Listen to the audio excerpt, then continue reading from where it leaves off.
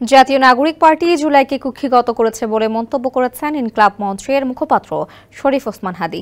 NCP ৩টা ভুল করেছে বলেও মন্তব্য করেন তিনি। শনিবার সকাল 11:30টায় ঢাকা বিশ্ববিদ্যালয়ের মধুর ক্যান্টিনে জরুরি সংবাদ সম্মেলনে এই মন্তব্য করেন ইনকলাব মঞ্চের মুখপাত্র।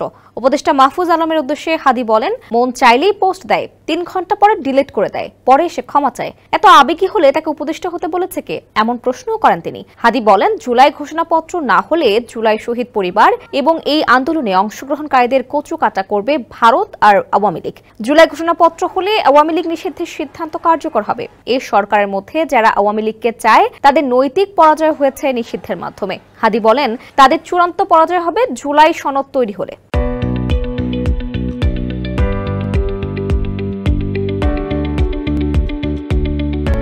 এনসিপির 3টি ভুল তুলে ধরে ইনকলাব মঞ্চের এই মুখপাত্র বলেন, এনসিপি জুলাইকে কুক্ষিগত করেছে, তাদের অনেকেই দুর্নীতিগ্রস্ত হয়েছে এবং এই ঐক্যমূলত নষ্ট করেছে এনসিপি। শরীফ ওসমান আরো বলেন, এই সরকারের মধ্যে কেউ 5 বছর ক্ষমতায় থাকতে চান।